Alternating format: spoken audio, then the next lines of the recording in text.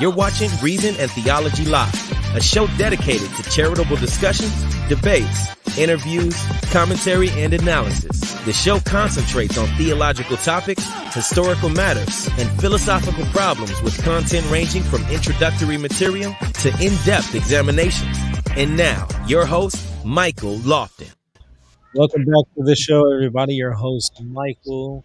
I am joined by Louis Dizon, and I think it's already Dr. Andani, right? I think you already received your doctorate. Is that correct? Yeah, so Dr. Andani, having you back on the show. I had you on a few months back, and it was a really good conversation that you and Louis had, so here we are for another one, discussing diversity of beliefs and practices in Islam, and this is an area I'm not very well versed in, so what I'm going to do is pass it over to y'all, hand the floor to y'all, and y'all take it wherever you want to go with the conversation. Sure.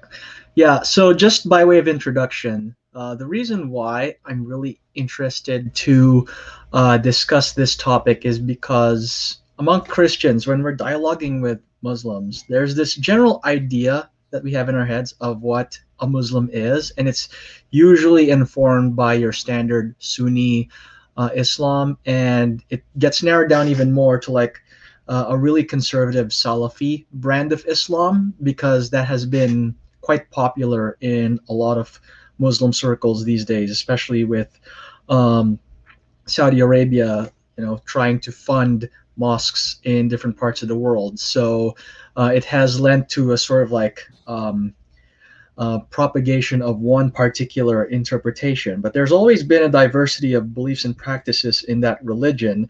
And Khalil Andani, in particular, is somebody who knows this very well, coming from an Ismaili Shia background.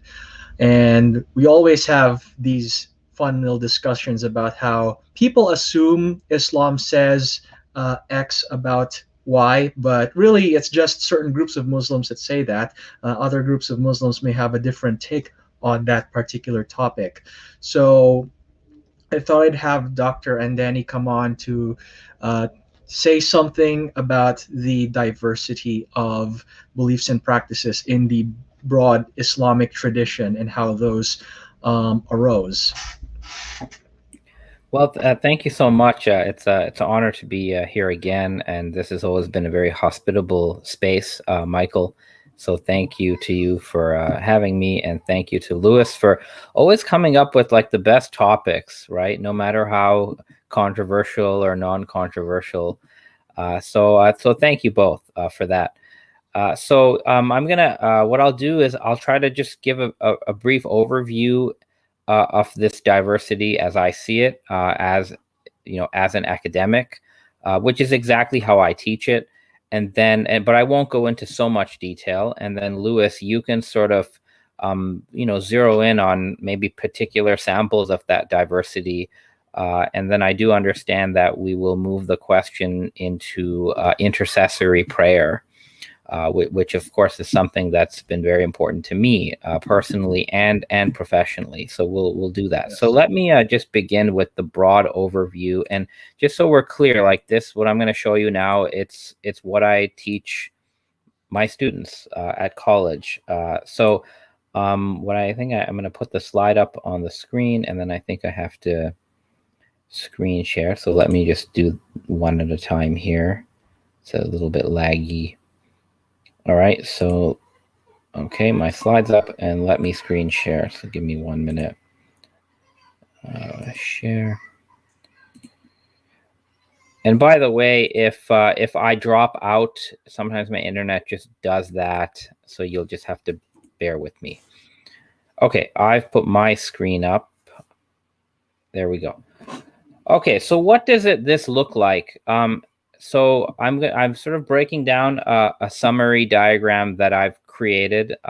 It was shared on Twitter a few times, got a ton of controversy. I think good controversy personally.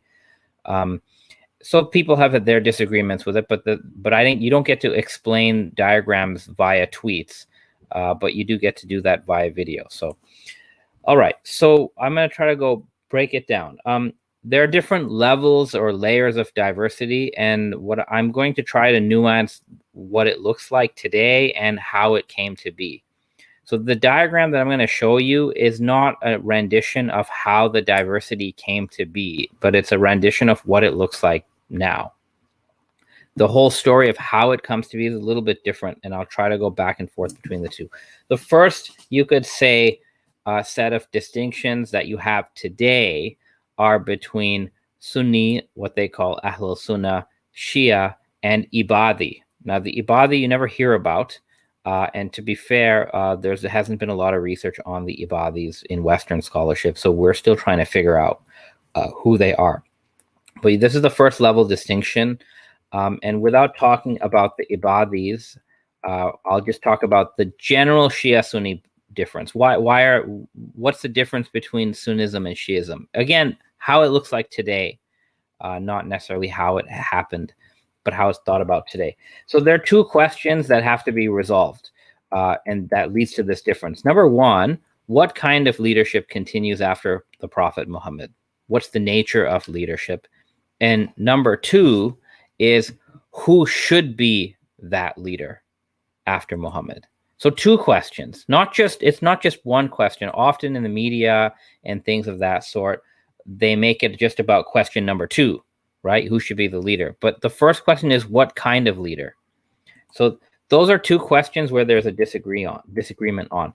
So for the Sunnis, as this has developed over time, there is no divinely ordained leadership. In other words, God does not choose any leaders after Muhammad. God chose Muhammad according to Muslim belief, but for Sunnis, he doesn't choose anyone. So the community chooses the leadership, basically. What are those leaders that in theory the community will choose from a Sunni perspective? Well, the Caliph is a political leader, the scholars are the religious leaders, and anyone in theory can be a scholar if they go through training and are recognized by some segment of the community. The Sufi sheikhs are spiritual leaders. You have sultans and commanders who sometimes would take control of the caliphate and use the Caliph as a puppet. Many dynasties would do this. The community itself is leader in a certain sense. And today, frankly, nation states are acting like religious and political leaders. Just look at the history of Pakistan, for example. Look at Iran. Look at Saudi Arabia. You have sort of theocratic nation states that are behaving like a pre-modern cleric in the Muslim world. So that's a Sunni perspective in a nutshell. I'm not going to go through the history of this, but here are some examples of caliphs, for example, in a Sunni paradigm. Many caliphal dynasties have risen and fallen. There is no Sunni caliphate today. The Ottomans, after World War I, the Ottoman caliphate was abolished, by the new Turkish state. So the Sunni answer is as you see it. The Shia answer is different. So the Shia will answer to number one, God continues to choose leaders even after Muhammad. Muhammad is the last prophet, but Muhammad is not the last divinely guided and divinely ordained leader. That's one big difference. And then the answer to number two, who should be the leader after Muhammad? For the Shia, the leader after Muhammad, whom they call the Imam with a capital I, that Imam was Ali ibn Abi Talib, the cousin and son-in-law of Muhammad, who Shia believe was appointed by God to lead after Muhammad.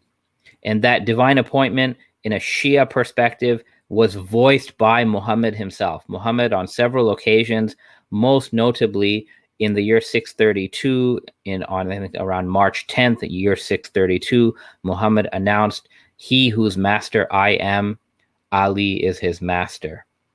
So Muhammad made the statement 2 months before his death, and the Shia believed that he had appointed Ali, his closest family member, to be the leader. And because Muhammad made the appointment, Muhammad in Muslim belief acts according to God's command.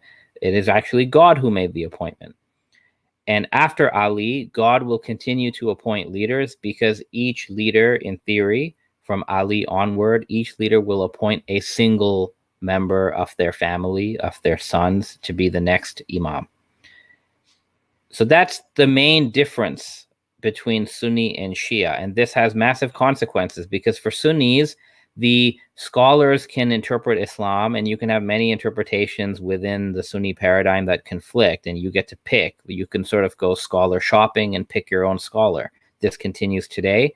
In the Shia paradigm, in theory, only the Imam who is appointed by the prior Imam, i.e., in other words, manifesting a divine appointment, only that person can interpret Islam. And other interpretations of Islam are not as legitimate. So let me pause at this point. And just about this so far, Lewis, did you want to pose any questions, ask for any further details? Right. So one of the interesting things about the diversity of beliefs and practices within Islam is that you made note of three major divisions, but there are arguably even more if you consider like the broad scope of like Islamic history, because those three main divisions gets further subdivided amongst themselves, and also there are various sects and subsects that come and go over the centuries. For example, the Ibadis are generally considered to be a subgroup within Kharijism, which is an ancient subgroup within Islam that used to have a whole bunch of other subgroups, but the Ibadis are the only ones that survive to this day. The rest went extinct because they weren't very successful at propagating themselves and were prone to infighting.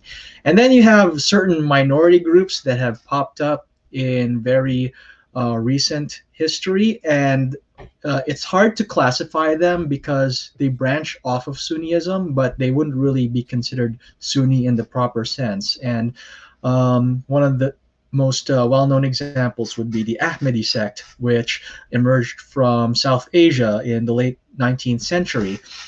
And so maybe what I could do is, because you've brought up some good points, so let's go into this. Let's look at this, but in reverse, right? So this looks like there was one thing called Islam, and then these things all split off of some mother group. That's what the diagram looks like. That's not, of course, what it historically looks like. So I'm going to show you a different way to think about this, okay? So you have in the first century and a half, let's say first 2 centuries, all these different groups.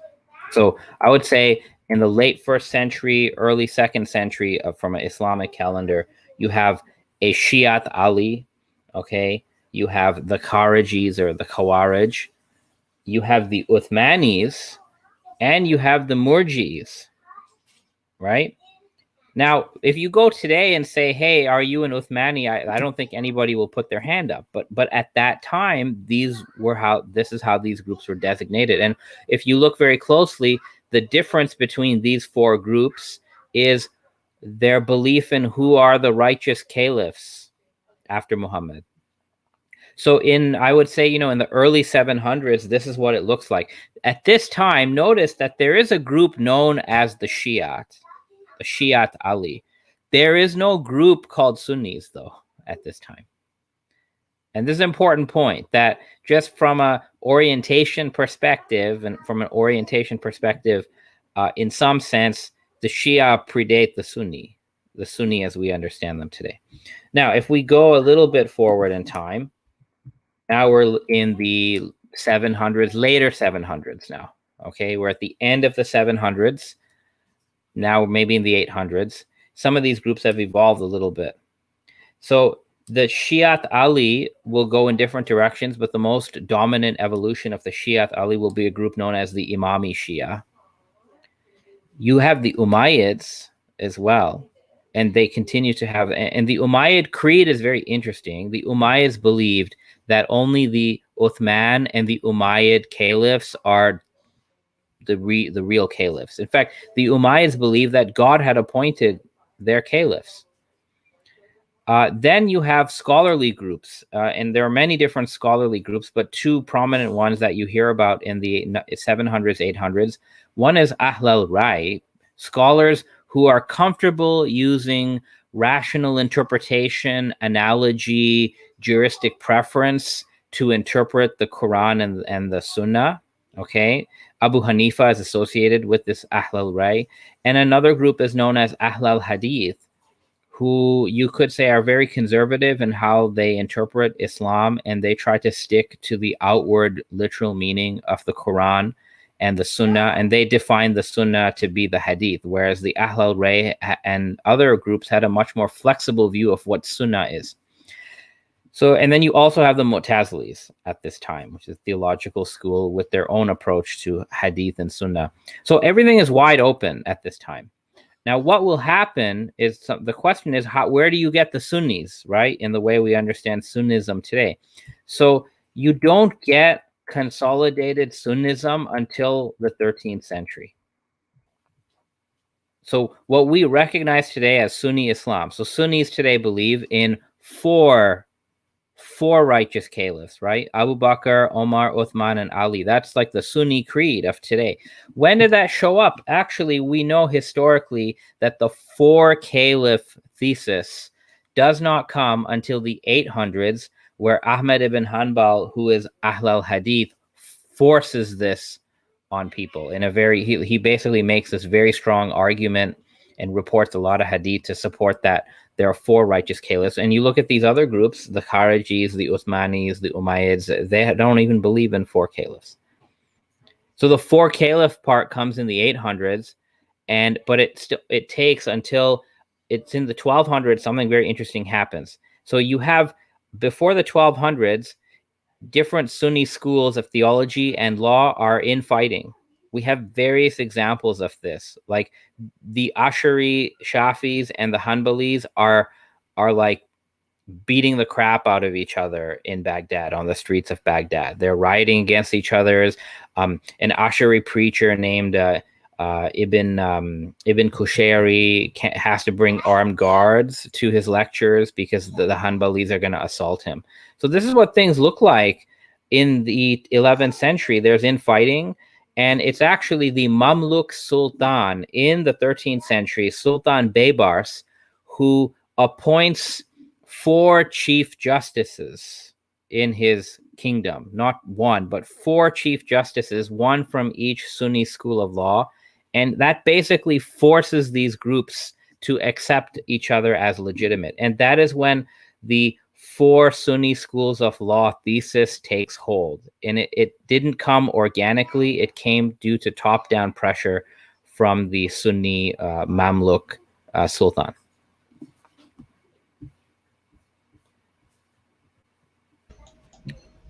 Yeah. So it's funny because this brings back memories of when we were both in that early Islamic history course. And of course, that was when I was learning a lot of this stuff for the first time. After 10 years, a lot of these terms, they become familiar to you. And it's funny because, like, we can see how they do consolidate into the current divisions that we have. But because of various accidents of history, the Sunnis do become the majority viewpoint. I believe today the statistics indicate that 80% of the Muslim world identifies as Sunni, and Shi'is and others make up the remaining 20%. And Ismailis would make up, what percentage would you say they are? 1% maybe? I think you're muted. I was gonna say we don't have hard and fast numbers on a lot of these things. Even there's some poll data on the Sunni madhabs, for example. But for Shia groups, the data is much less reliable. So as you said, right, within the Sunnis, again, this is how it looks today. You have all these different subgroups. This is from more or less a madhab, what you could call a legal perspective. And I don't mean legal in the sense of the laws of the country, but legal in the sense of practice. So at the level of practice and how practice should be interpreted, the different methodologies, this is what it looks like within the Sunni thing. Now you have the 5 up here, or you could call these classical schools of law. There were more than these 5 initially. So many of them just die out. But these 5 are sort of the major ones up here. And then you have what you alluded to, Lewis, modern emergences. And some of these groups that I've listed here, either they themselves would not consider themselves Sunni, but they came from the Sunnis, or in cases, the Sunnis, the Sunni body does not consider some of these groups Sunni either. So the example of the former, the Quranis movement, right? So there's a modern Quranis movement. It starts really in South Asia, but now it's spread everywhere. It's very big in Turkey, for example. I don't think many of them would identify as Sunni, and certainly Sunnis today will not identify the Quranis as Sunni. And so some people on Twitter were like, oh, like this guy is, what kind of a scholar is this? He thought Quranis are Sunni. No, but I put them here because they come out of Sunnism. Like it is, Quranism is a reaction to, Sunnism. Same with, the Ahmedis and the so-called modernists and progressives. So the Ahmedis today, almost all the Sunnis consider the Ahmedis to be non-Muslim, right? But we need to ask, where do the Ahmedis come from? What is their orientation? So it's quite well known that the madhab that the Ahmedis come out of is the Hanafi madhab, and they actually still identify with the Hanafi madhab today. The Ahmedis come from Sunni Islam, right? Regardless of what you think of them.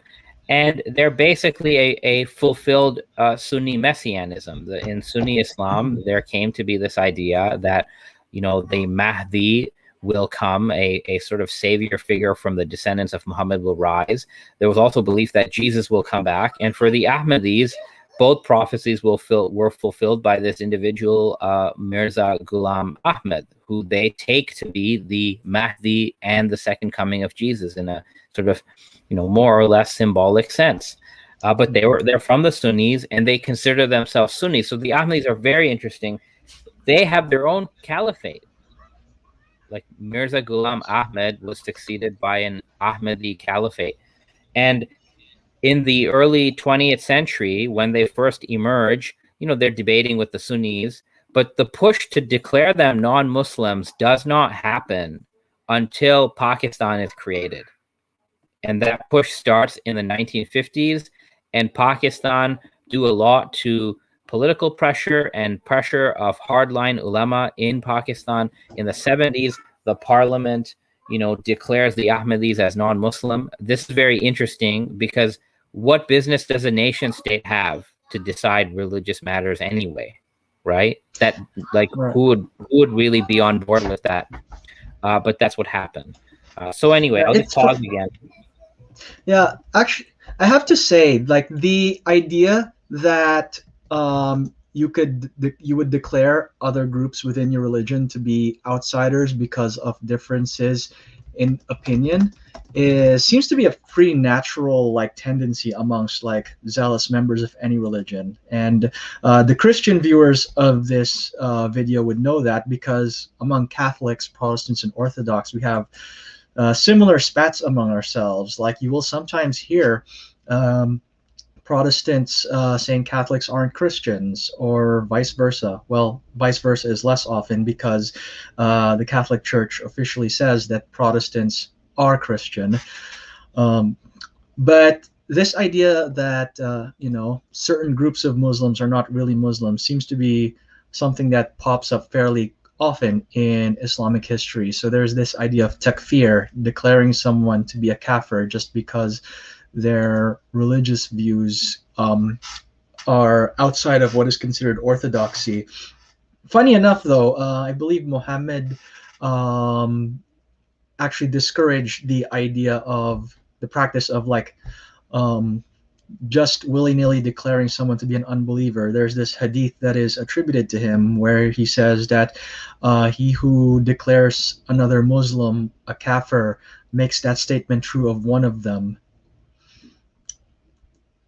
Yeah, this takfirism, it's a modern phenomenon. We will we'll talk about it in a bit, because we certainly should. It's this sort of takfirism that has political consequences, right? Is a modern phenomenon. Just on this sort of Sunni, what I would call madhab diversity, right? Why do you have these things? Like, why do these exist, right? It's not because people want to be sectarian, but because there are actually real issues about methodology. How do you know what God wants you to do? I mean, this is a perennial question, right? How do you know how God wants you to live your life? And there are just so many ways to answer that question, and there are so many ways to try to answer that question.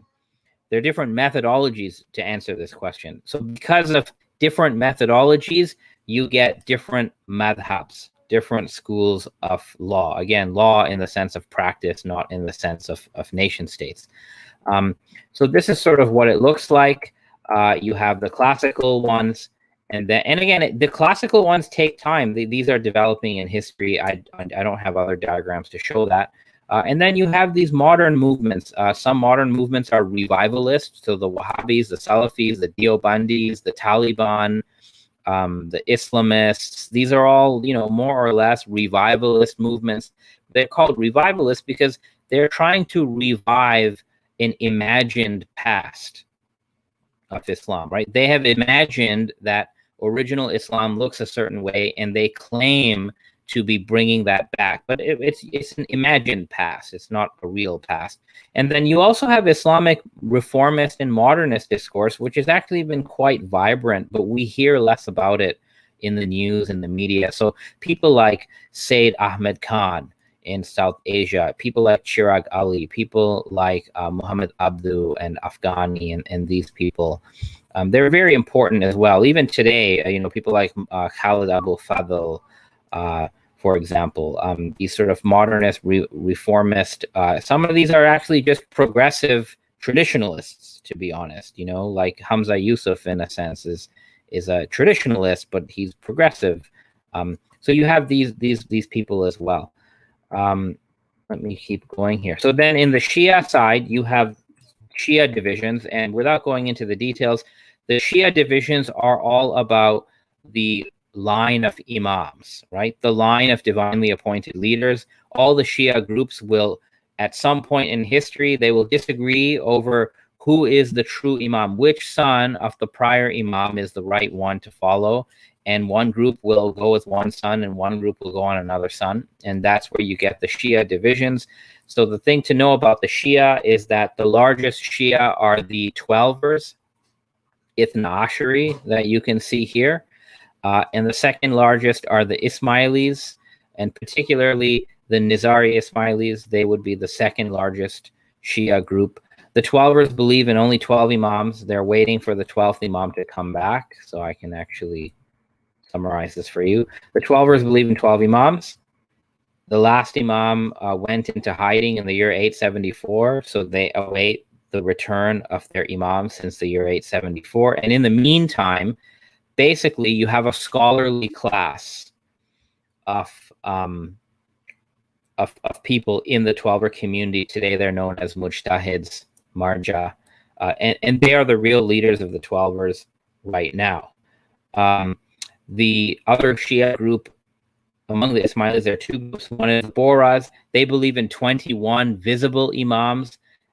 That in the 1100s, their line of imams goes into hiding. So they're awaiting the visible imams to come back. And they, in the meantime, follow the leadership of a what you could call a chief missionary, sort of like a pope type figure, who is said to be the vicar. If I use Catholic language, the Boras follow someone who is like the vicar of their hidden imams.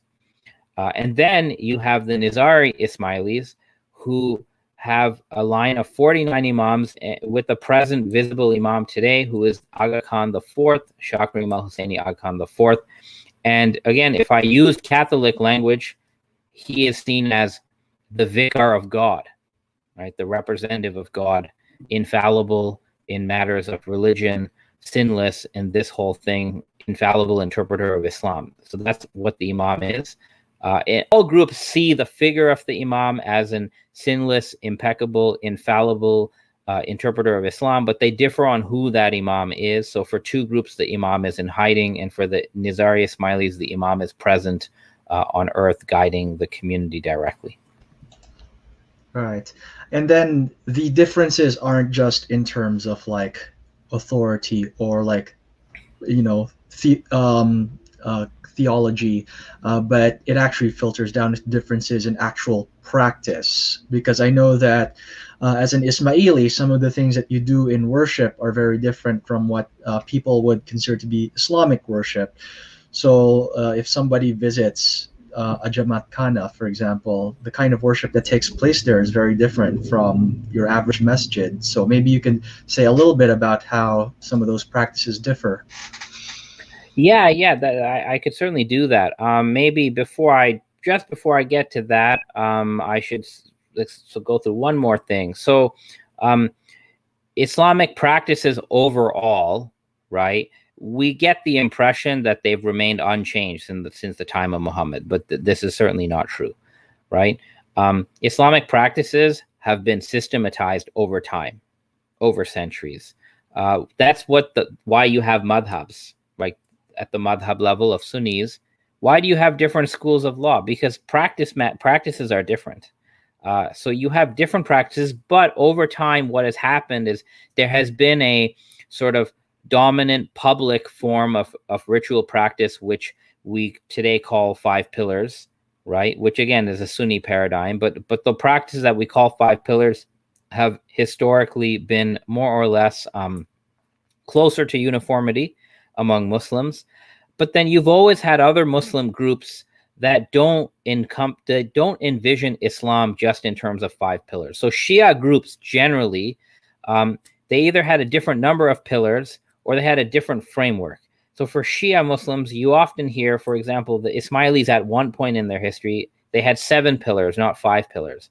And the first pillar for Ismailis was not Shahada, it was what you call wilaya, which is basically the concept of imamate, right? That was the first pillar for Ismailis. And then the idea for the Ismailis is the imam decides how to practice all the other pillars, not the scholars, right? Not the common person. So even if you have a hadith or a Quran verse that seems to say that you should pray in this way, it is the imam for the Ismailis who makes the final determination on how you pray. So for the Ismailis, the practice of Islam, both in terms of ibadat, worship, and in terms of day-to-day stuff, has been very fluid because the imam has made changes in practice. So at one time, the Ismailis prayed in the way the 5 times prayer that other Muslims mostly do. And that prayer is known as, in Persian, the namaz, in Arabic, the salah. It includes standing, bowing, and prostrating. So that's what I mean by the namaz or the salah. So Ismailis did that prayer at one point, but later in the history of the community, the imam guided the Ismailis to pray in a different way. And today, Nizari Ismailis, under the guidance of their living present imam, their prayer rituals are different than what most other Muslims seem to be doing. So the Ismailis don't pray 5 times a day, they pray 3 times a day. Their prayer is not done standing, it's done sitting. The prayer text itself is different than what 12er Shia and Sunnis recite. The Ismaili prayer text, which you could find online, is much more imam-centric. It is a prayer to God through the mediation of the imam. So that concept of intercession is very much present in Ismaili prayers. Now, to be fair, 12er Shias and the Boras, they have intercessory prayers too. They also call upon their imams, but they still do that, dominant form of namaz or salah that many other Muslims do, where the Ismailis don't do that today, the Nizari Ismailis. So you have that difference, but there's another reason for this difference as well, right? Because rituals do change over time. It's just a normal thing in all religious communities, but rituals are often branded as timeless, but they do change. So one other sort of paradigm to talk about, I'll skip over theological schools for now, but you do have theological plurality within this. Now, one thing about theological schools, I'm not going to talk about them, but I've put them here, but you could have people who are in one legal orientation following a theological school, and then someone else within that same could follow a different theological school in theory. So the theological schools, they don't correspond to communities. Like you won't find, you won't find a Ash'ari community, right? Some Sunnis will be Ash'ari, some will be Maturidis, but they'll call themselves Sunnis today. But you have theological plurality among Sunnis and among Shias, and there's a whole lot of that. Now, one more type of diversity that you have is Sufism. And this pertains to sort of what we're going to talk about next. So what is Sufism? So Sufism is to address the question, how does one find God and how does one perfect the self? How do you purify yourself and find God? How do you experience God? How do you know God? Through your spiritual faculties, not just through reading a text, for example. So the answer to that over time became the phenomenon known as Sufism. And Sufism is a variety of institutions. They include Sufi orders, i.e. organized mini communities of Muslims who are going to engage in a set of additional spiritual practices and disciplines under the guidance of a master. That is a Sufi order or a Sufi tariqa.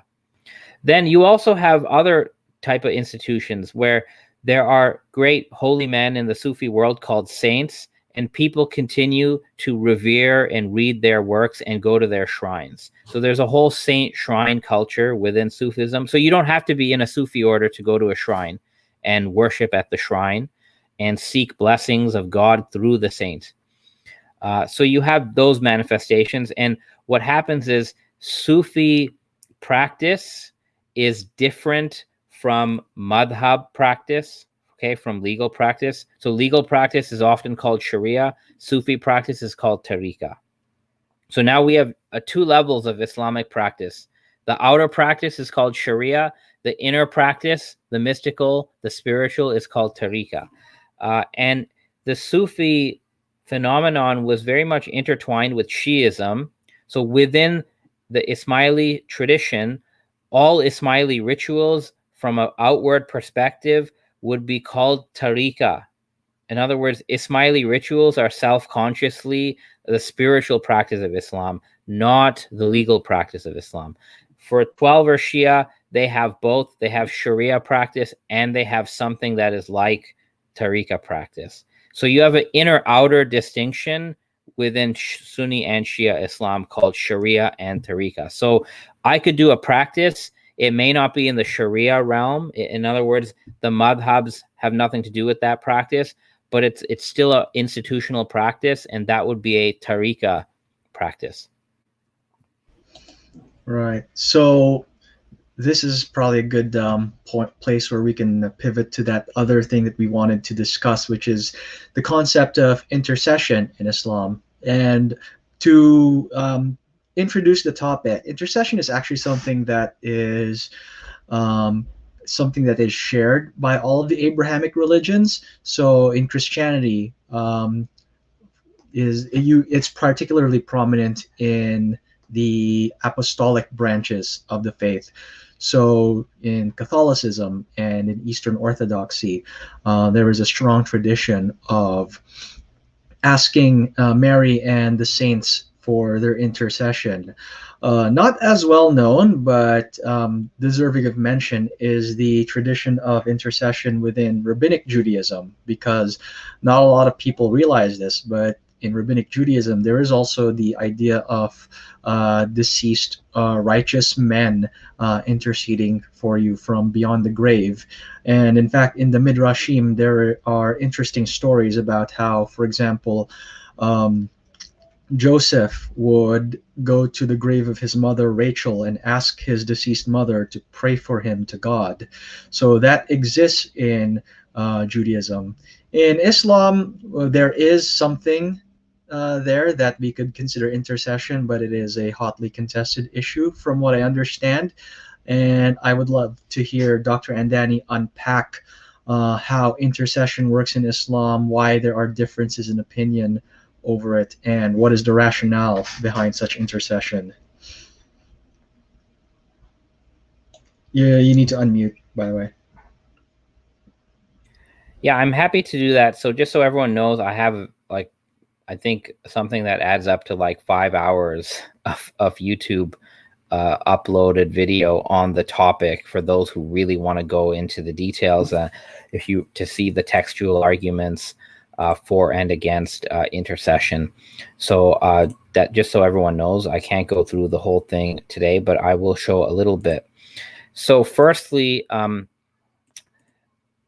the idea of intercession from a modern perspective, there are two types of it. Again, this is from a modern perspective. So one type of intercession today is called tawassul, okay, which literally means to seek a means towards something else, tawassul. And the form of that type of intercessory prayer is where you call on God, okay, you pray to God, but you ask God to grant you something through the name of, or for the sake of, or by the right of certain highly elevated creatures of God. Okay, so that's called tawassul. So that would be saying something like, Allahumma bi haqi Maulana Muhammad. So what I just said is, it's a prayer to Allah. Say, oh Allah, oh God, by the right of our master Muhammad. So in that form that I just recited it, Allahumma bi haqi Maulana Muhammad, I'm calling on God, like I'm addressing God, and I'm going to ask something from God. Let me recite like the Ismaili tawassul, so from the Ismaili prayer. So here's one. Allahu maghfir lana dhunubna warzuqna warhamna bi haqi rusulikal muqarrabin wa a'immatikal muttaharin. So what I recited was, O Allah, forgive us our sins and grant us our sustenance and have compassion upon us by the right of your nearest messengers and your pure imams. And then the Ismaili prayer continues, wa bihaqi Maulana wa imamina Hazar al-Mawjud Shah Karim al-Husseini. So in that prayer, you're praying to God and you're evoking the name of certain highly ranked creatures of God, prophets, imams, and for the Ismailis, the present imam. But you're addressing God, like your ask is still to God. So that's sort of like analogous to sending recommendation letters in a sense. So that is called tawassul. Today, that's called tawassul. Now, but there's another way of doing an intercessory prayer as a Muslim, and this is called Istagatha. And what that means is you appeal for help directly to the intercessor. Okay, so rather than saying Allahumma bi haqi Maulana Muhammad, oh God, by the right of Muhammad, I would just say Ya Muhammad Madad, what I just said is, oh Muhammad, help us, support us, or as Ismailis and Shias say, Ya Ali Madad. It means, oh Ali, which referring to the first imam. Oh Ali, help us. You notice the difference there, Lewis? One of them is asking God and name dropping the intercessor. The second one is just asking the intercessor for some sort of benefit. Yep. Yeah, it's a very interesting way to contrast. So let me ask you, do you have something like that in the Catholic tradition, this differentiation? Or we have tons. Like the most famous, for example, would be the Hail Mary prayer. It's actually one of the most recited prayers among Catholics, where we say, Hail Mary, full of grace, the Lord is with thee. Blessed art thou among women, and blessed is the fruit of thy womb, Jesus. Holy Mary, Mother of God, pray for us sinners now and at the hour of our death. Amen. And for a Catholic who prays the Rosary, he will actually say that 53 times. So there you go, right? This is as you said, this is an Abrahamic phenomenon. So what's happened today is it's both of these have been contested today. But in the past, this was not controversial. It was debated, but it was not controversial to the point where people said in the past, if you do one of these things, you're not a Muslim anymore. But today it's been challenged. I will get to why it's being challenged today. The reasons are very much politically based and have to do with oil, who has the oil money and who doesn't. But let's talk about the roots of this concept. Where does this idea come from that you could even do this? Because there is a stereotype that I've heard in many places that, quote, the stereotype is, in Islam, there is no intercession. You can only call on the name of God for help. You can't call on anyone else's name. Otherwise, it's idolatry. This is a very wide stereotype that exists today. And it's unfortunate that it exists today, but we can sort of, go into this. So last time I showed a particular slide, and I'm just going to quickly show it again. The basis of intercession from an Islamic perspective and from a Quranic perspective is the person of Muhammad. You cannot make a case that the Shia Imams or the Sufi Saints are intercessors unless you can show that Muhammad is an intercessor between God and, the community. And I think from a sort of academic perspective even, that there's a very strong case to be made that Muhammad is an intercessor between God and his community. I don't think anyone can deny that. At least during his lifetime, Muhammad played intercessory roles.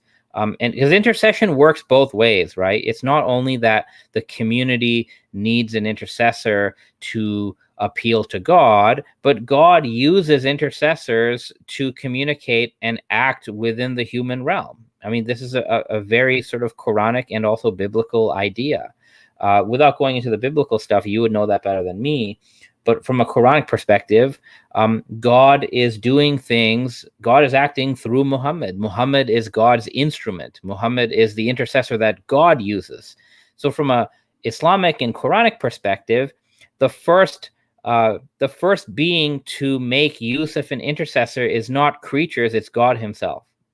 God has established intercession by actually appointing Muhammad and prior prophets as these instruments by which God communicates, guides, acts, in the human realm.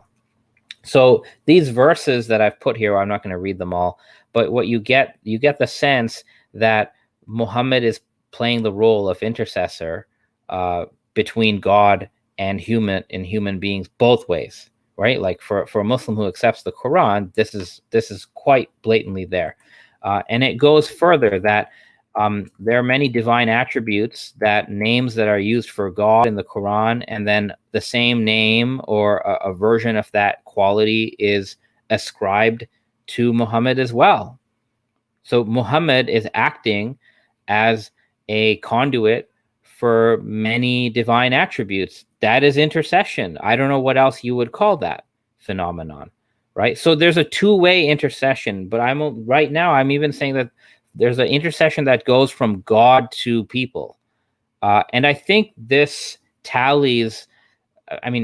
this correlates a little bit with what Christians are talking about when you talk about how God is revealed in Christ, God is acting through Christ, right? Christ as the mediator, Christ makes the Father known. There's a little bit of that in common with what I'm saying here. Obviously, it's not the same idea. Right. But I think that most people who oppose the concept of intercession would say that it's one thing to give these sorts of traits to Muhammad, and it's another to attribute them to other holy men. Like I know, for example, that there's this controversy that flares up in the Middle East about people visiting saints' shrines and praying at them for certain needs to be met. And the more fundamentalist branches of Islam will say that this is a form of shirk and will actively try to prevent people from doing this, sometimes even to the point of destroying those saints' shrines.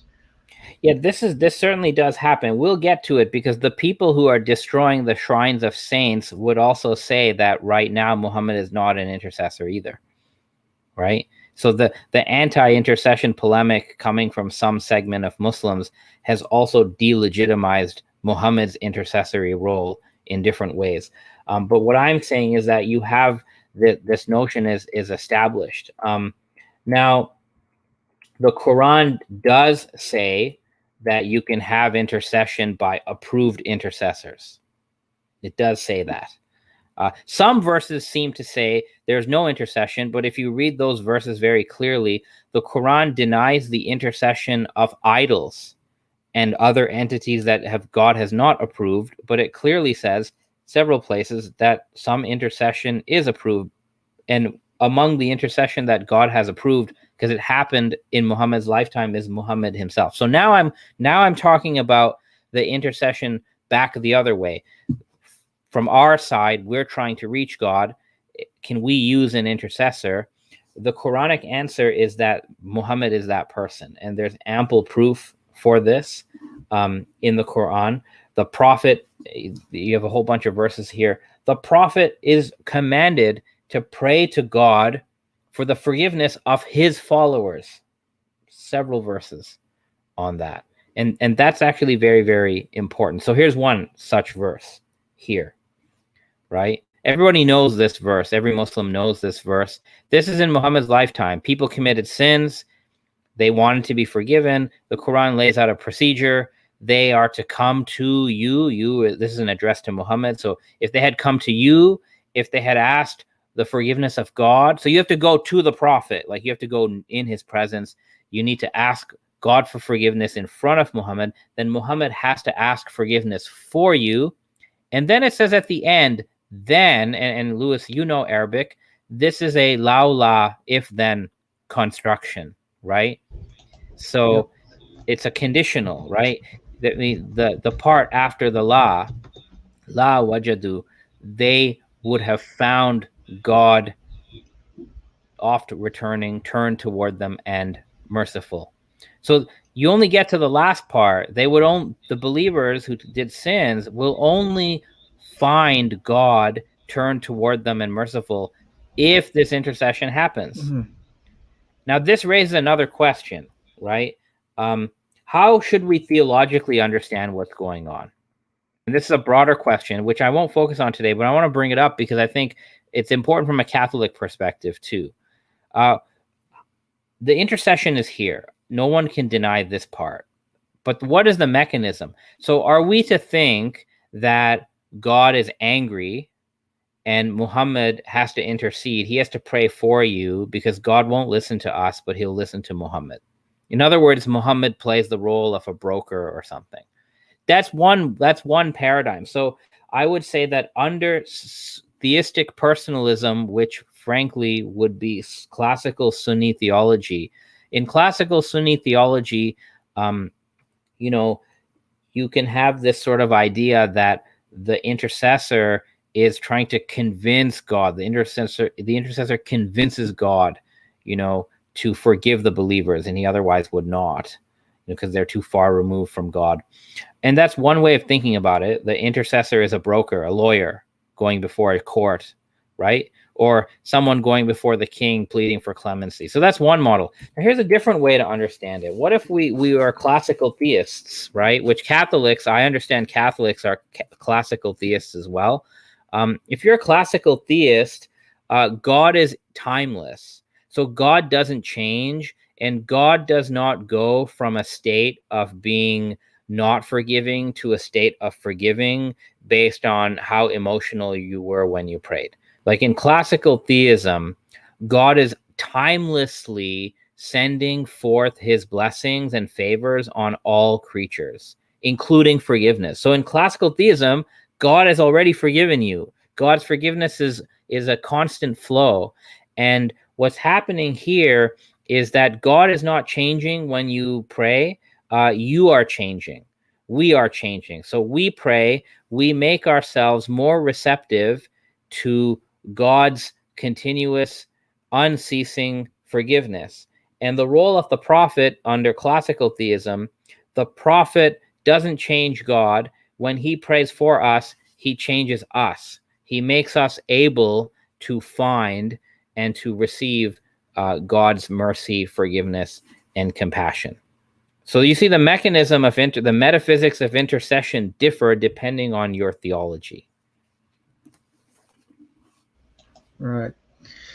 It's all very interesting. It's interesting how it has a very like theoretical basis, but then even that what seems to be a very like theoretical or philosophical discussion ends up having very practical ramifications. Now, I just want to make note of something. So our resident Sunni interlocutor, Tren, is making note of the fact that the passage you referred to about Muhammad interceding only applies to Muhammad while he was still alive. So he's challenging you to show that this applies even after Muhammad has already passed on. So this is interesting because this is basically your Salafi Wahhabi talking point, right? Mm-hmm. That Muhammad is dead, so he can't do anything. That is an anthropological matter and a matter for eschatology. So it depends on your eschatology. I would say I would say two things. That number one, the Quran has not placed any limits on Muhammad's intercession at all. The Quran does not add a clause, as long as he's present physically on earth, for example. These verses, are basically unrestricted in their language, even like the commands that are telling the prophet to pray for them. The second thing I would say is the prophet not being in his, physically present on earth, the prophet is not non-existent right now. The prophet exists in the form of a soul. And the prophet as a soul is fully capable of praying for his community, even right now. And that is what prophetic intercession is. It's the prophet praying for the people. So there's nothing about the prophet's physical death that negates his ability to do this. And there are several Quranic commands given to the Prophet Muhammad to pray for their forgiveness, to pray for them more generally, to purify them, and so on. And therefore, the prophet, even not being here in a physical body, his soul can and does continue to do all these things.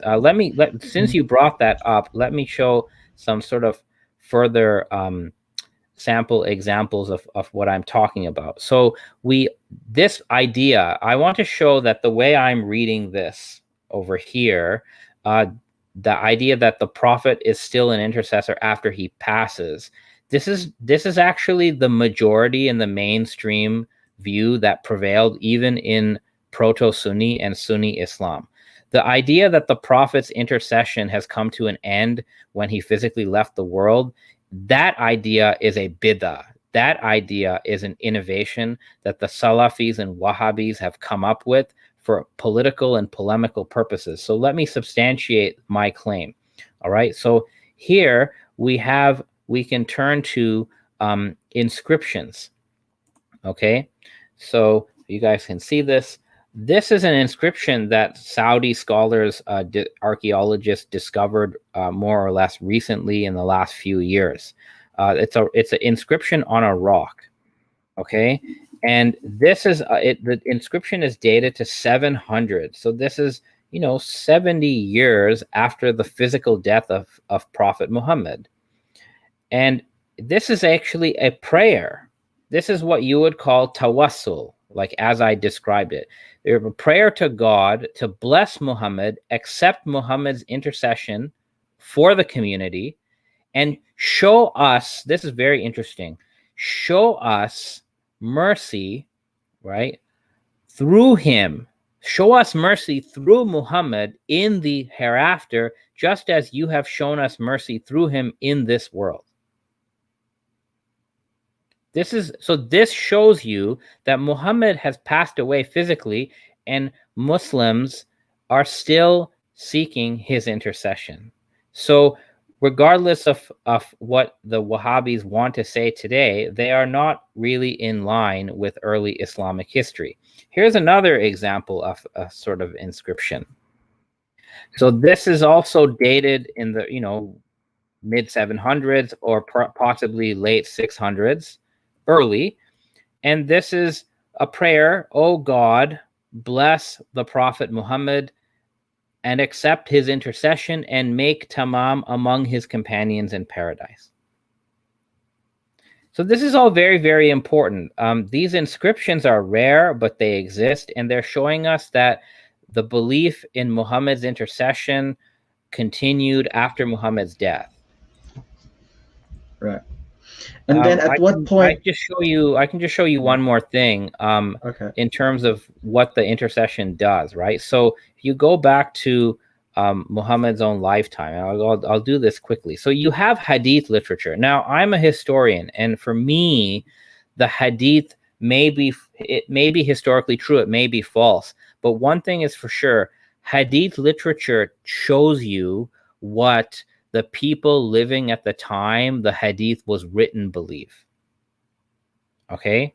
So if a Hadith is from a book written in the 800s, well, even if the Hadith is fake, it shows you what people in the 800s believed about Muhammad. So you have these special Hadiths, right? So you have a whole bunch of Hadith in Bukhari. Again, I'm not saying that they actually go back to Muhammad or not, but they go back to the time that they were written in that generation. So people in the time of Bukhari are of the belief that even when people have worldly needs, in this case, they come to the Prophet and they complain about the crops and the livestock, the animals and all this stuff. They say, "We need rain. Please supplicate God for rain." So Muhammad makes one prayer and it just starts raining. So he's basically sort of performing a miracle, but Muhammad is being an intercessor here for a worldly benefit. They ask him to pray for rain, he prays for rain, it rains. And then they actually, part of the same Hadith, they actually tell the Prophet, "Can you please stop the rain now? Everything is flooded." So then he prays to God to stop the rain, and the rain stops. So Muhammad is being remembered, right, as a sort of miracle worker who has a special ability to intercede with God for even mundane worldly matters.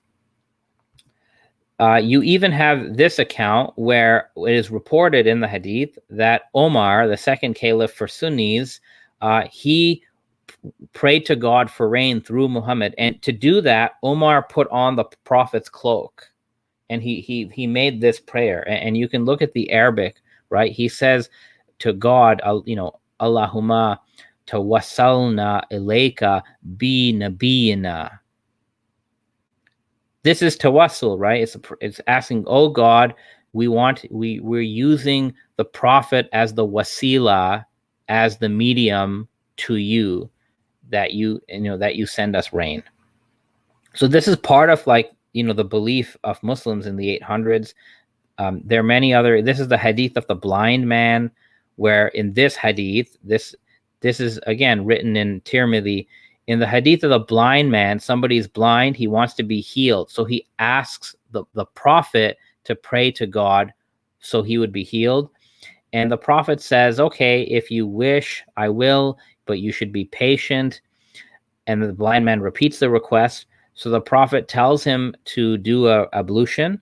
And then the Prophet tells the blind man to utter this particular prayer. And this is another type. This is an intercessory prayer where Muhammad is the wasila. Muhammad is the medium for the resolution of this difficulty. Again, we can ask the same question. How do you want to interpret it? You can interpret it as God is not convinced by our prayers, but he'll listen to Muhammad's prayer. Or you can interpret it as Muhammad's prayer causes a real change, but not in God. It causes a change in the one he prays for. In the latter perspective, what's very interesting is in classical theism, both God and the intercessor have a much greater role to play in things. Whereas in the first one, it's sort of anthropomorphic. A couple more examples of this. So these are examples here of what you call tawassul. you're calling on God, but you're like naming the intercessor. In some cases here, the first one, it looks more like Istagatha. You're asking Muhammad for the actual benefit, and Muhammad's praying to God. Now, just as an aside, the rain part here, the idea of asking a prophet for water is in the Quran, right? In the Quran says that they asked Moses for water. It doesn't say that they asked God for water. So just asking the intercessor for the benefit, i.e., oh Moses, give us water, or oh Muhammad, we need rain, that's totally okay, according to Muslim tradition. But let me give you two more examples of Istagatha, where like you ask from the prophet, you go to the prophet, you make the ask. So this is a famous hadith.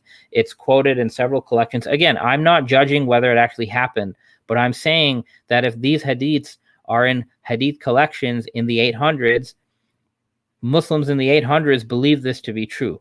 So I'm showing what you call a reception history of this idea, right, after Muhammad's death. So here, there's someone in the presence of Muhammad, and Muhammad tells him, ask for whatever you like. Ask. It doesn't say ask God. It's saying, Muhammad is saying like, the person is asking Muhammad what he wants, and he does it. He says, I want to be in your company in paradise. And then Muhammad says, is that all? Or sorry, the person says that's it. Here, this is a bit of a cryptic hadith, but I know today's Sunnis refer to it, where the Prophet says, my kunya, my name, my sort of kunya name is Abul Qasim, because God gives and I distribute. So here, God, this is about intercession, actually. God is the source of blessings and favors, and Muhammad is the one who distributes them. This one, last one here, it's also from a hadith collection in the 900s, okay, Tabarani. And in this one, I'm not going to read it out, but what's happening is one of Muhammad's wives notices that Muhammad is in her house and he's talking to somebody. Muhammad says 3 times to someone, I am here, and I helped you, I helped you. He says it about 2 or 3 times. And Maymuna, his wife, asks, O Messenger of God, I heard you doing this. Was there anybody here? And Muhammad says, there was a faraway person from this certain tribe calling out to me. So in this latter hadith, again, this is in a Tabarani's compilation, Muhammad is being called on by someone who's not physically there, and Muhammad is responding to that person, and Muhammad is helping that person from a distance. So this is what you would call Istagatha. And this is all so far about Muhammad, but you did have a question then about, well, what about afterwards? So this goes into your orientation. If you are a Shia Muslim, then everything I've said here about Muhammad is inherited by the Imams, right? Muhammad's intercessory powers, they continue through the Imams if you're Shia. If you are Sunni, there is a general belief, mainstream belief among Sunnis, that there are certain spiritually gifted individuals in the Ummah known as the Awliya Allah, the friends of Allah, translated as saints, and that these people, due to their own efforts, they have gone closer to God, and that they have some of those same intercessory capacities as Muhammad did. They're not as good as Muhammad, but because through their own piety, they are closer to God than other people, they can intercede. Now, let me provide some substantiation for this claim, because somebody is going to come and say, well, no, this is not true. So let me refer you to Ibn Qudama. Okay, Ibn Qudama, Lewis, you may be familiar with him, but for those who are not familiar with Ibn Qudama, he is a Hanbali scholar. Okay, Hanbalism, textually speaking, is the most literalist and conservative in it, the way it interprets text. So Ibn Qudama is a Hanbali scholar in the 13th century. This is from a book he wrote, translated as The Censor of Speculative Theology by Makdisi. And I want to highlight 2 things in this quote. I'm not going to read the whole thing, but here's describing the belief of the Al-Sunnah. And he says a couple of things. He says that among the people of the Sunnah, among the Sunnis, there are learned men, ulama, and there are friends of God and virtuous men, people who are God-fearing and pious, who are pure and righteous, and that they have attained the state of sainthood and the performance of miracles. Okay, so sainthood, wilaya, miracles, karamat. So he's saying that there are some people in the Sunni community who have this special status. They can do miracles and they are closer to God. Now, okay, somebody might say, well, what about those people? So he goes on to say that these saints, these Sunni saints, are a, quote, a refuge to men when events afflict them, for kings and others of lesser rank seek their visits, regarding their supplications to God as a means of obtaining blessings and asking them to intercede for them with God. This is Ibn Qudama. This is like a Hanbali, most conservative brand of Sunnism. So clearly what we have here from a traditional perspective, the intercession of the prophet and people after the prophet is accepted. It can be debated about the specifics, i.e., how should you be seeking their intercession? Is Istagatha the way? Is Tawassul the way? That can be debated. But the fact that they are intercessors, that you can seek God's blessings through them, that's what it says, right? A means of obtaining blessings. Yeah. That is there. And before we get to audience questions, these asking them to intercede, is there like a set formula that people recite when they make these intercessory prayers? So there at this early stage, I'm not aware of them, but let me give you one example. So there are prayer manuals in the Sufi tradition that contain these. So let me show you something. Okay, so among these Sunni intercessors, okay, the saints in the Sunni tradition, the most prominent will be the Sufi Saints, okay, the Sufi masters. They will be invoked as intercessors. So the Sufi master is the head of a tariqah. He has a silsila. So I want to show you one example. So today, I don't know in terms of numbers, but one of the most popular Sufi orders today is the Nakshbandi Sufis. Okay, so I'm going to use them as the example here to answer your question of how do you do this. All right, so the Nakshbandi Sufi master is what scholars have called a mediating sheikh. The idea here is that the Nakshbandi Sufi master is an intercessor between his murids and Prophet Muhammad. Okay, so Muhammad, this is like two-level intercession now. There's intercession of Muhammad, and then there's intercession of the sheikh. And God's barakah, God's blessings, will reach the disciples through the sheikh. So you need the sheikh to receive that divine grace. So now let's practically talk about sort of, what does that look like? All right. So I'm going to give, I think I have it on my slide. So here is a quote from like Nakshbandi sort of book. Okay. So this is actually written by Nakshbandi, like modern time. So you're reading this book, like you're a Nakshbandi, you want to learn how to sort of get close to God. So this is what you're told to do. And you can find this on Google Books if you want to look it up. So the disciple is told, you're sort of meditating, you're paying attention to your heartbeat. And then it says, enter the presence of your Sufi spiritual master and ask him to dress you in his light, to dress you in the divine dress that God has placed on him. Now, you're not physically going to the Sufi master when you're doing this, right? You're doing this when you're like meditating. So this is all being done in a spiritual way.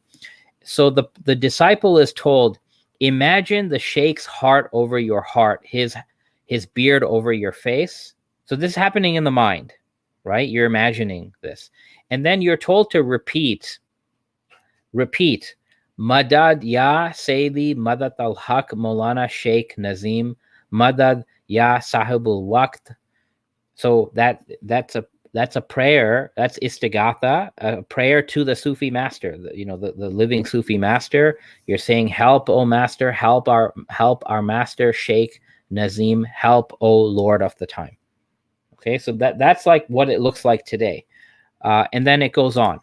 You sort of repeat that formula. So this is just one example of calling on a living Sufi master for help. And the word is madad. Just like Shia say, Ya Ali madad, these Nakshbandis will say madad in the name of their own master. Interestingly, this issue, here's another example of it. So somebody sends an email to the Nakshbandi online sort of registry and asks for a prayer.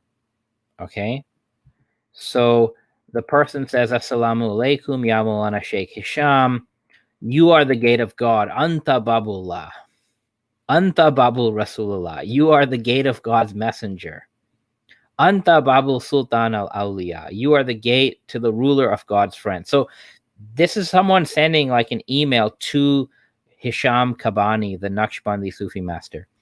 And then they say to him, so this is like doing Istagatha over email. And they ask for his dua. They ask for his prayer for over everybody and so on. And you can see what they're asking for, right? They're asking for his protection. We want to be under your blessed protection, and we want your guidance and all this stuff. And, forgive us. They're asking for forgiveness of sins from the Sufi Sheikh. Forgive us, keep us with you. So this is a modern way of doing it. And then the Sheikh replied, may Allah bless you. So you see, this is sort of how it plays out in the real world. I want to actually show one more thing. So this is for the Sufi sheikhs. This is in what you call a tariqa setting, right? But you also have a non-tariqa setting. So you have a shrine setting now where people who are not part of a Sufi tariqa, they will go to these shrines and they will seek the intercession, again, either through tawassul, by praying to God in the name of the person, or by doing istigatha, by just calling upon the person. Both of these things are done. And here's some examples. So this is Ahmed al-Badawi's shrine. And we have a study done by Al-Aswad on this shrine. So you can see here from the text, what are people doing at the shrine? Here's what they're saying. They are saying, Madad ya Badawi, ya Ahlal Baraka, ya Barakat Sayyidna Ashayka Sayyid. So they're seeking baraka, blessings, from a deceased saint. And this is mainstream. This is not like some fringy type thing. This is mainstream. And there are actually so many examples of this that happened. This is from a study by a professor at the University of Alberta talking about how this is done in a performative context where people get together to sing spiritual hymns, Sufi songs. So here, part of the recitation that Sufis are doing in a gathering, they're seeking madad, help, and they're naming the prophet, the prophet's family, the Sufi saints. So he says here, normally requests for madad are directed towards God, the prophet, the saints, the Ahlul Bayt, and the great Sufi poets. So this is istagatha. They're saying, O Ahlul Bayt, Ya Zainab, Ya Ali, Ya Hussein, help me. Madad, that's what. Now, let me show you how a different way of what it looks like. So I'm going to actually play a video. This is just, I'm going to play a minute of it. This is a performance here by the Burda Ensemble. This is a Sufi group. I think they're Nakshbandi Sufis, if I remember correctly. So this is a Sufi group. And they put on a performance. So I just want to make sure, Michael, if I play this on the shared screen, will the sound go through? Yeah, it should. Okay. All right, so I'm only gonna play like a minute or two. It's a long song, but just pay attention to the translation of what they're saying, okay, and what they're doing. And you guys tell me, like, is this Islam, as you've been taught, or is it something else? But this is Nakshbandi Sufi order. These are Sunnis. These are not Shia. All the examples I've given you are Sunnis. So let's play it just a little bit.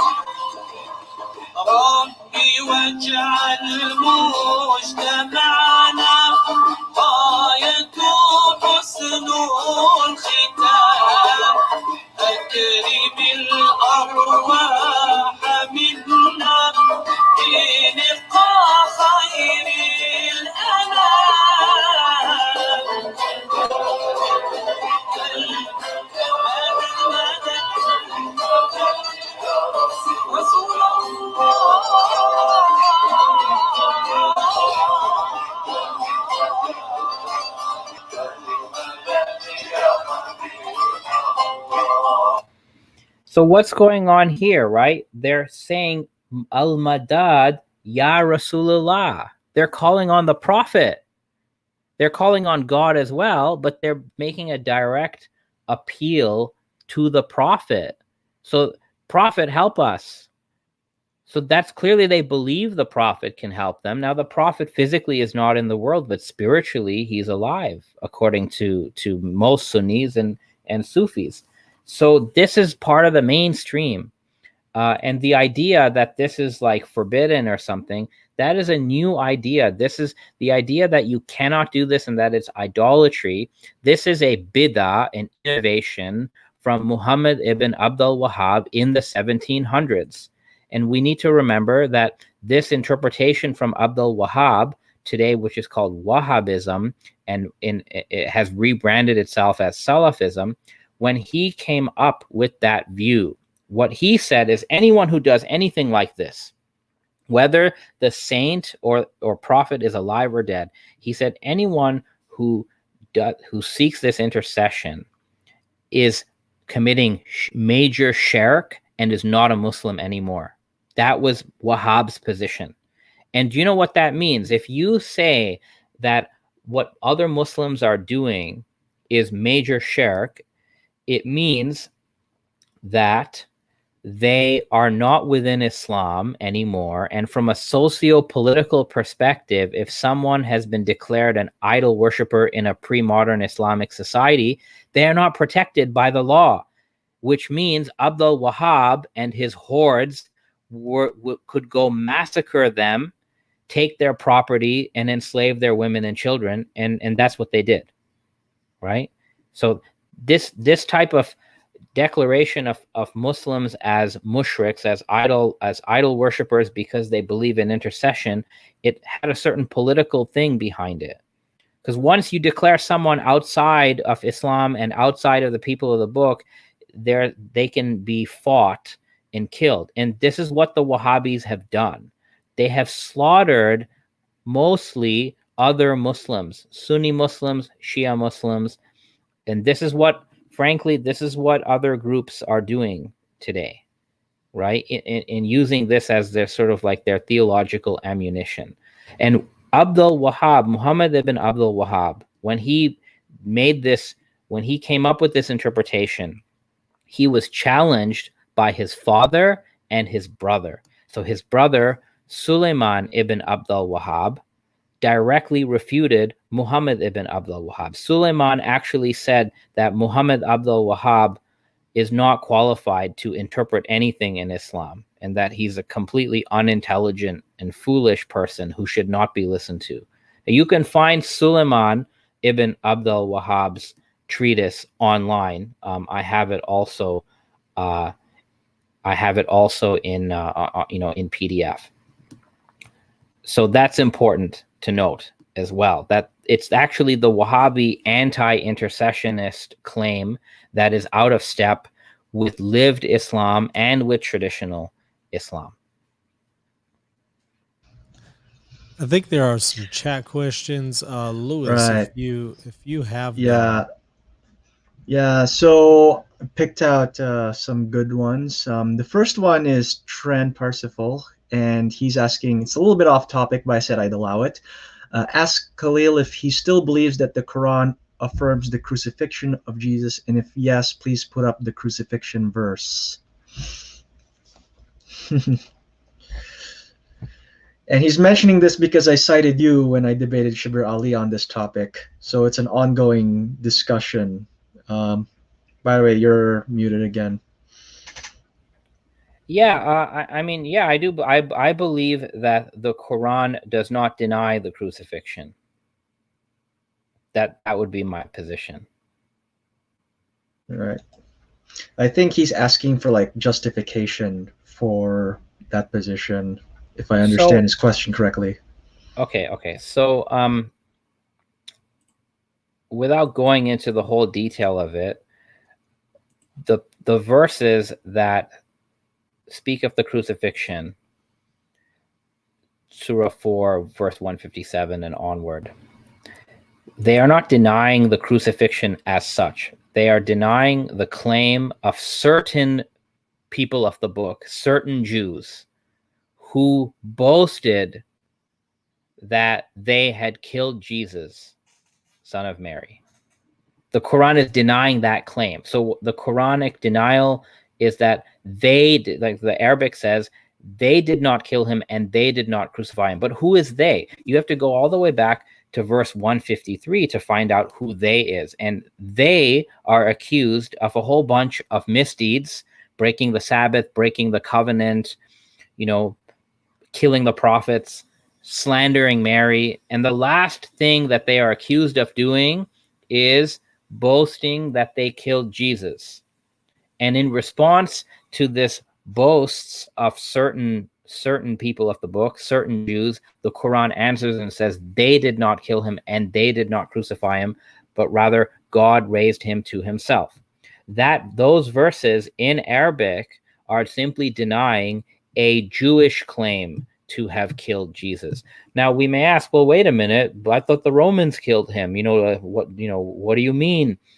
So in the Talmud, in the Babylonian Talmud, there is a Jewish claim to have killed and then crucified Jesus.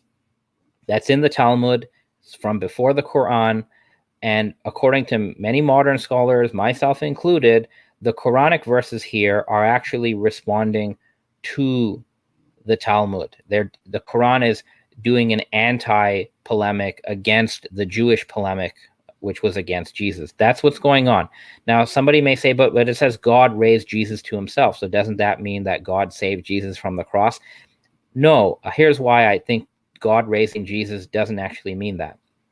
In Surah 3, verse 55, and in Surah 5, verse 1110, it says in both verses, just from a different sort of pronoun perspective, it says in both verses that God caused Jesus to die. This is the key point. God caused Jesus to die. It says in Surah 3, verse 55, Ya Isa, again, I'm not quoting it by heart. It says something like, Ya Isa, inna, or in inni mutawafika. God says to Jesus, inni mutawafika, which literally means, verily, I am the one who causes you to die. I am going to cause you to die and then raise you to myself. Now, the mutawafi, as Lewis knows, and Arabic speakers know, mutawafi is the active participle of the verb tawaffa. What does tawaffa mean? Throughout the Quran, tawaffa means the act of God taking a soul at death. Tawaffa means throughout the Quran, God taking a soul at death. So 2 times it says in the Quran that it is God who you could say does tawaffa to Jesus.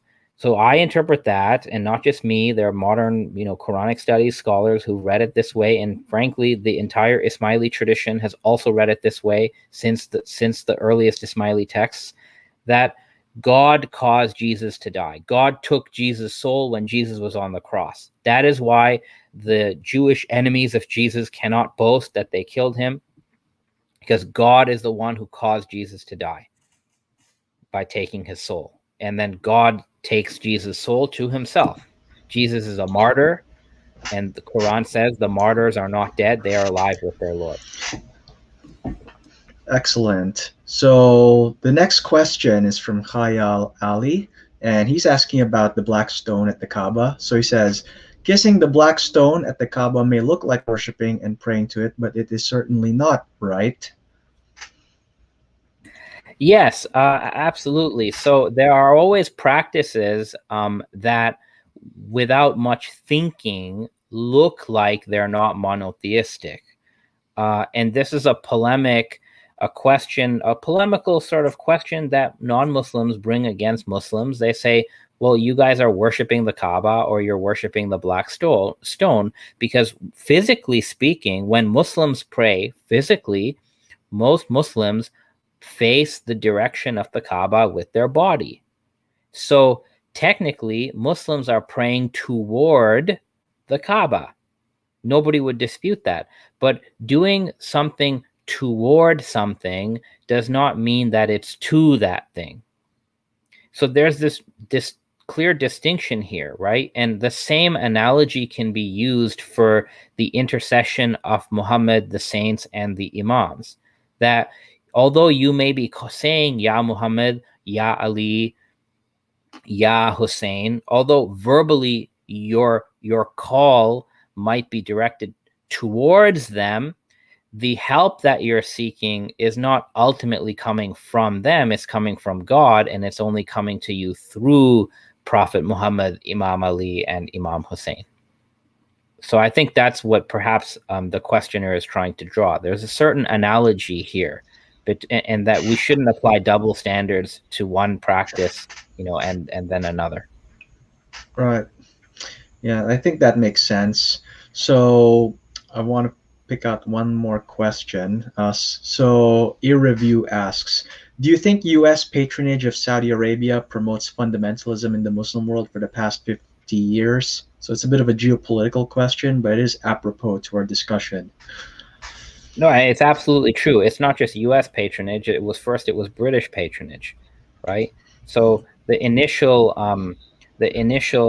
premise for the British support of the Saudi Wahhabi state, and of course, what is the Saudi Wahhabi state? So Muhammad Abdul Wahhab, as a scholar, frankly, was widely rejected and condemned by other scholars in his time. The scholars of Al-Azhar rejected him. Even the scholars of Mecca, Medina, Hijaz, everybody found that his views were totally, without credibility.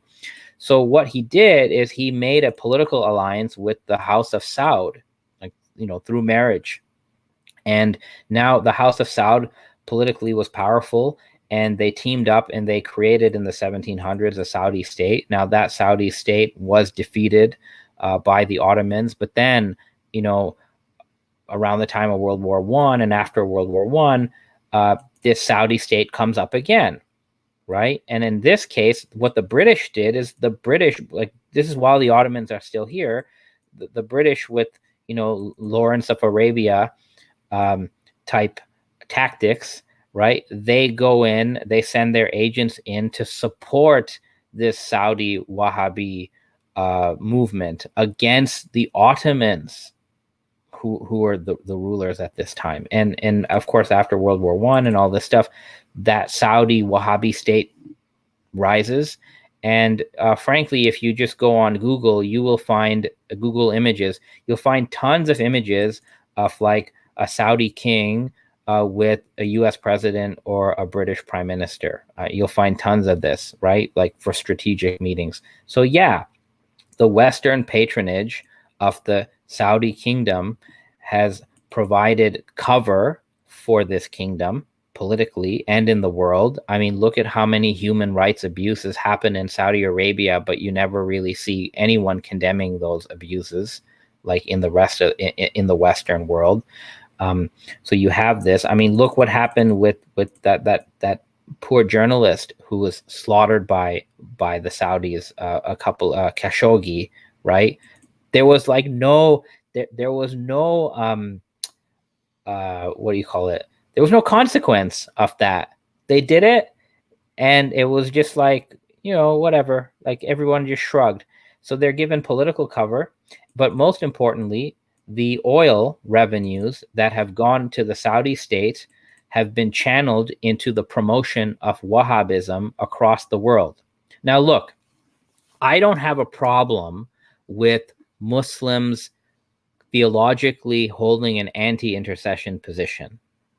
They have every right to do that, right? Just like I have a right to hold a pro-intercession position. So that in and of itself is not an issue. There are Muslims through history who did not accept, who thought some of these practices were forbidden, haram. So that opinion is there. But what I'm saying is that the problem here is when a Muslim says that not only is this intercession forbidden, they have every right to say that, but the people who practice it are outside of Islam. I think that's very problematic, because that position is that outside of Islam position is used to justify bigotry against Muslims who do these practices, which quite frankly, over history, vast number of Muslims have engaged in these practices. And even today, go to India, go to Pakistan, go to Turkey, go to Syria. You travel, go to the shrines. I myself have visited these shrines. I went to the shrine of Imam Hussein in Cairo. I went to the shrine of Rumi. I went to Shams Tabriz's shrine. I've gone to other shrines. You see what's really going on. Go to Morocco. This is real lived Islam. Now, if you disagree with that, fine, no problem. But the moment you say that these, millions of Muslims who engage in intercessory prayer, the moment you say that they're all outside of Islam and they're the same as idol worshippers, that to me is crossing the line. I think that's very problematic, because that basically means it's open season on these people. And one does not have to look far. Look at how bad the Ahmadiyya are treated in Pakistan. It is pitiful the way that the Ahmadiyya are treated in Pakistan and in other parts of the world. So I think it's the intolerance that's problematic. Gentlemen, I want to thank y'all both for coming on the show and doing this. I'd love to do it again. Anytime y'all want to come on and have a discussion, you're always welcome here. But once again, I want to thank both of y'all, especially Dr. Andani, for your time. Thank you. And Louis, also thank you for your time. Always a pleasure to have you, sir. It's always a pleasure. Thank you to both of you. It's always a fun conversation with you guys. Learned a lot too, so I really appreciate it. Everybody, thank y'all for watching. Sorry we couldn't get to all the questions there, but maybe if you want to put them in the comment section, we'll do our best to get to them. But once again, as I always say, don't forget to comment, like, and subscribe, and share this on your social media. And also check us out, patreon.com/Reason and Theology. We'll see you next time. God bless. Have you ever used a business service just to find out later that they publicly promote views contrary to God's law? If so, then check out StAnthonyServices.org, where you'll find a Catholic vendor in your area that will offer top quality services. Simply go to the website and share some basic information with St. Anthony Services, or call 1-877-LIFE-US1. What are you waiting for? Check out StAnthonyServices.org and support your fellow Catholic professionals today. And tell them R&T sent you. Can a personal planner really make you a saint? The truth is, many of us spend our lives running from distraction to distraction. And even for dedicated Catholics, our quest for sainthood often takes a backseat. The Saint Maker is the first high-performance planner for the spiritual life, made by faithful Catholics for faithful Catholics. Combining the practices of Catholic faithful throughout time with the science of personal productivity, the Saint Maker will help you grow in virtue and structure your spiritual life while getting organized and achieving ambitious goals. And that can help you become a saint. The Saint Maker is a beautiful, easy to carry, and well-crafted companion to your Missal, Bible, and Rosary. Published 4 times per year, each season includes daily planning pages, feast days, and devotions for both forms of the liturgical calendar, goal-setting pages, confession journals, and much more. There are lots of great Catholics using the Saint Maker, like Scott Williams, CEO of Sock Religious, best-selling author Sam Guzman, YouTubers like Dina Parka and Amber Schneider, and priests like Father Dean Marshall and Father Corey Stitcha. Try the Saint Maker out, and if you decide that it's not for you, you can send it back for a full refund within 90 days. Visit thesaintmaker.com/reason and theology to shop the planners and to start your Saint Maker journey today.